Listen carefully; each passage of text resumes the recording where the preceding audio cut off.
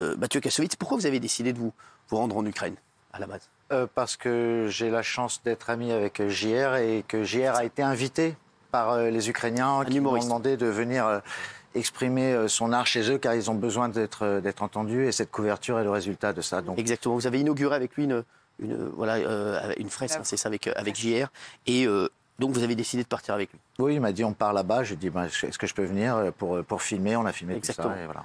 Alors, au départ, vous y alliez, bien sûr, vous saviez que vous alliez voir certainement l'horreur de la guerre, mais je pense que vous avez vu des choses incroyables. Vous êtes vous-même un enfant de réfugié, Mathieu Kassovitz. C'est important pour vous d'y aller, hein. Mais non, mais moi je suis hongrois, enfin parti hongrois, parti français, c'est la même chose, c'est mon pays. J'ai été éduqué dans l'Europe de l'Est beaucoup, j'allais tout le temps là-bas, donc je connais la mentalité. Et puis j'ai eu la chance de travailler aussi sur le Bureau des légendes et de tourner à Kiev pendant plusieurs mois, où on a rencontré vraiment les gens. Donc quand cette histoire est arrivée, j'ai repris contact avec les amis qu'on avait là-bas et puis on essayait de s'intégrer. Là, on pensait juste aller faire cet événement et repartir. Moi, j'étais juste venu en assistant. Et ce qu'on a vraiment découvert, parce que Lviv est une ville qui n'est pas encore en guerre, enfin, jusqu'à ce matin, puisqu'il vient d'être bombardée là. Nous, quand on y était, elle a été bombardée juste à côté le jour d'avant, mais ils avaient bombardé des centres militaires d'entraînement, donc c'était très précis, c'était pas encore, on ne se sentait pas en danger. La ville est une ville qui est comme Paris vit normalement, avec des gens qui ont une partie de leur famille qui est peut-être en danger de l'autre côté. Donc il y a une certaine tension, mais malgré tout, l'énergie est très haute. Tous les gens sont venus participer avec nous pour cette photo. Et quand on est reparti, là, on a pris la dimension du problème parce qu'on est tombé sur des kilomètres de réfugiés pour arriver à une frontière où tu as juste deux policiers qui font le contrôle de tous les passeports d'une manière très stricte pour être sûr qu'il n'y ait pas de trafic, de problèmes. Et puis, il y a des drames humains tout le temps parce que c'est des familles qui se séparent. Les pères doivent rester parce que jusqu'à 60 ans, ils doivent être réservistes et être capables. Et surtout, ils veulent. Et puis, des familles qui ne veulent pas partir. Donc, ils ne fuient pas l'Ukraine, ils fuient la guerre. Donc, et quand on est arrivé à ce poste, on a réussi à passer devant. Je suis désolé, je prends un peu de temps. On a réussi à passer devant tout le monde. Il y avait, je vous dis, 2 kilomètres de queue sur 5 mètres de large, que des femmes et des enfants, 50% d'enfants. Aucun cri, aucun problème, pas du tout de gens qui essaient de passer devant la queue, quoi que ce soit. À côté, les queues pour les voitures, c'est 25 heures d'attente. Il y a des gens qui abandonnent leur voiture. Les gens doivent attendre le soir. Je ne sais pas comment ils fonctionnent parce que j'hallucinais sur l'attente que ça devait créer. Malgré tout, ils disent que c'est entre 15 heures d'attente. Dans le froid, ils passent une nuit. Les gens arrivent de l'autre côté fatigués, mais toujours avec une certaine énergie.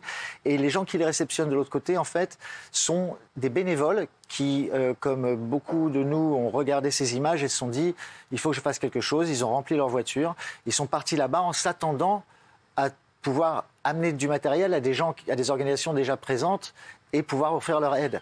Et en fait, quand ils sont arrivés, ils se sont rendus compte que c'était eux, l'organisation.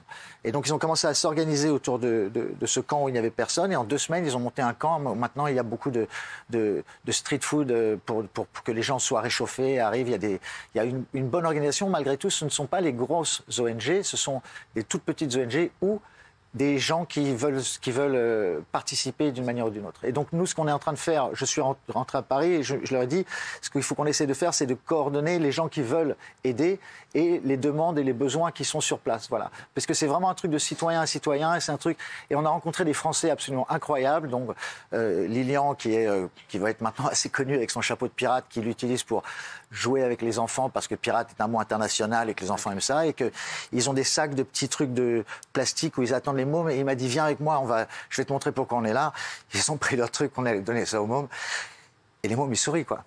Et c'est aussi simple que ça, ils sont là en transit pendant 2-3 heures et le simple fait de sortir d'un pays en crise et d'être accueilli de l'autre côté, ça change énormément de choses, ça permet la fluidité aussi de la communication, du transport et tout ça et ces gens-là commencent à être fatigués. Donc nous, je suis venu là pour vous montrer leur site. Ils ont créé une page Facebook. Bien sûr, c'est pour ça qu'on voulait sur laquelle vous pouvez rentrer. Voilà. Convoi de la solidarité, collecte de produits de première nécessité pour les femmes et les enfants. Voilà, vous avez toutes les... Et vous pouvez scanner, voilà. Et c'est très important. On va le remettre, de toute façon, on va le remettre au cours de l'émission et on va le remettre d'ailleurs toute la semaine prochaine. Et c'est juste pour préciser, c'est Lilian qui est donc le pirate, qui est un chef d'entreprise qui a une tête bien faite et qui a proposé qu'on organise les élans de solidarité région par région. Donc sur ce site, vous allez avoir les informations qui correspondent à votre région. Vous allez vous mettre sur des chats sur WhatsApp.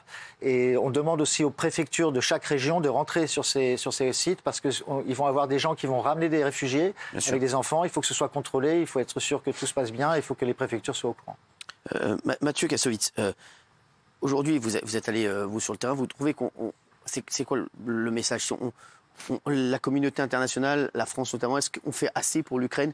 Ou bien à chaque fois que les gens qui viennent, on a eu 2 militaires la semaine dernière, nous ont dit rien n'arrive. En fait, voilà, on le voit, rien n'arrive. On va en parler avec le président d'UNICEF France dans un instant, mais c'est le sentiment que vous avez eu aussi. Écoutez, je ne peux pas dire ça parce que je n'ai pas envie d'être négatif et d'être dans le qu'est-ce qui se passe. Je pense que ce qui est important, c'est qu'il y ait des gens comme ceux qu'on a rencontrés là et que ces gens-là sont assez intelligents et volontaires pour mettre leur ego de côté et s'organiser d'une manière complètement autonome. Le problème qu'ils ont, c'est qu'ils sont en train de faire quelque chose qui peut être considéré par les Polonais comme illégal. On ne peut pas arriver dans un endroit à côté de la frontière et dire on installe un camp n'importe comment. Donc il faut que les grosses ONG s'installent pour pouvoir légiférer un petit peu tout ça et organiser tout ça. Le problème, c'est que les grosses ONG mettent du temps parce que c'est des grosses machines, mais aussi parce que le pays est un pays souverain, la Pologne est un pays souverain et ne veut pas, et c'est un pays riche, dans lequel UNICEF n'a pas vraiment de raison d'être, comme en France, ils sont plutôt dans les pays en difficulté où ils sont vraiment en demande, et ça ne fait pas partie forcément de leur mission. Donc nous, c'est à nous de remplir cette mission-là, de recevoir ces mômes-là. C'est pas du tout, il n'y a rien d'autre que ça. C'est purement de l'entraide citoyen. Et on s'est rendu compte en faisant des médias que ça crée beaucoup de demandes.